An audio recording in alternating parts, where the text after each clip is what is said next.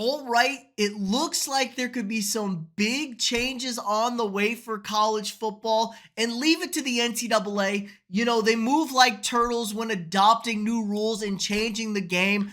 And better late than never. Never late would have been better, but we are finally here as it looks like the NCAA Rules Committee is now going to suggest the adoption of communication devices in college football. This is big, this is huge, this is massive news. But like I said, they are so far behind with the times. They've been very, very against the adoption of technology, even though they were pretty up on the review replay process. Every play gets reviewed in college football. But now, after being in the NFL for 30 plus years with a communication device in the quarterback helmet, it looks like we're going to head that way for the next season. And this all stems from the sign stealing scandal we had at the University of Michigan with Connor Stallions this year. This is a big thing. For those of you who don't know, college football doesn't allow communication devices in the quarterback's helmets or defensive players' helmets. No communication devices. That's why you'll see multiple coaches on the sideline doing goofy signs, holding up big old signs with calls and signals, because they don't have any way to communicate or relay a play to their players. Now that's going to be all changed. The NCAA Rules Committee now suggesting allowing one communication device per team. So that's going to go to the quarterback and the offense, obviously. It's how the NFL was for a long time. They didn't adopt the defensive headset until 2008. But we're going to get quarterbacks with the headset. Coaches are going to allow to communicate up into the 15 seconds. It's going to get cut off at the 15 seconds on the play clock, which is the exact same in the NFL. And this is huge. This is a big adjustment college football is making. We need to have stuff like this. Why wouldn't you use technology if you have it? It doesn't give you any sort of competitive advantage or anything like that. Is it going to help? Maybe.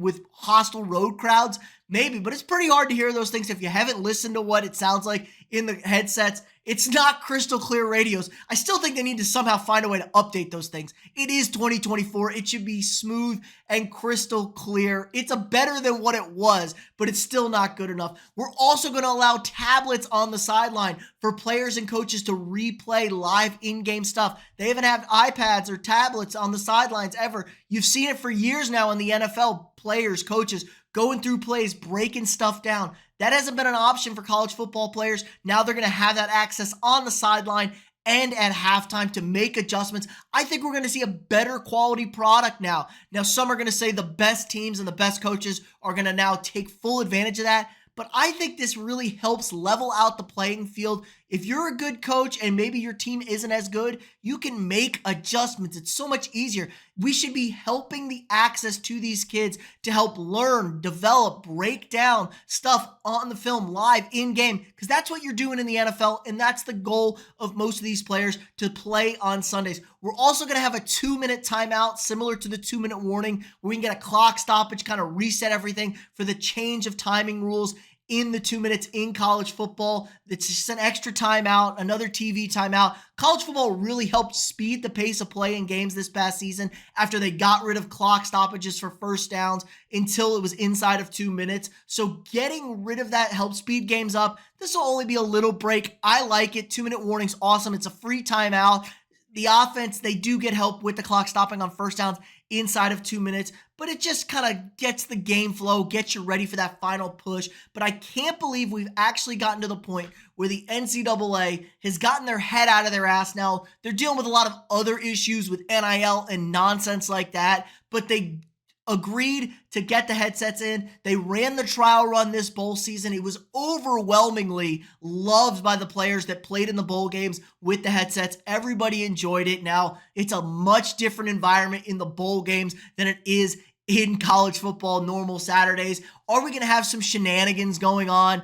Probably, like, oh, we're going to cut the headsets out on our visiting team. I'm sure there's a rule like in the NFL, if your headsets go down, that the opposing team's got to turn off their headsets. So maybe some teams like Alabama or somebody going to pull some shenanigans and turn off the opponent's headsets, knowing that they're not going to have their headsets, and be prepared for said situation. It's always a little bit of, if you ain't cheating, you ain't trying in college football more than anything else. But it's nice to see, like I said, them actually adopting the times moving forward. They may be slow. They do eventually get there. Hopefully they'll get this whole NIL thing figured out. But we got to thank one Connor Stallions. After years and years of clamoring for this, it takes one big story to break that Connor Stallions is stealing signs from Michigan.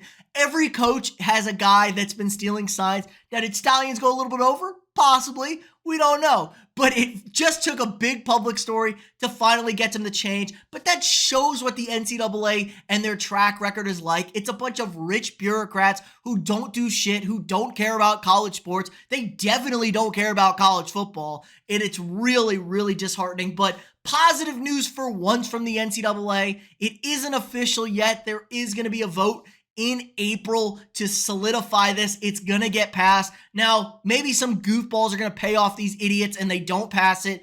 Then we'll make another video complaining about that. But it looks like all things positive. All right, let me know what you guys think in the comments below. Are you a big fan of the headsets? Are you confident that they're going to ratify this? What about the 2-minute warning? You enjoy that? How about 2 headsets? Can we get our defensive players some loves? Let me know what you guys think in the comments below. If you haven't already, drop a quick like on this video. Hit that thumbs up. Subscribe to the channel. If you want to support the channel more, click that join button. Sign up for a channel membership. We got all sorts of exclusive videos, early access to videos, cool perks. Help support me, allows me to keep making this great content for you guys every single day. Again, like, subscribe, and share, and I'll see y'all tomorrow.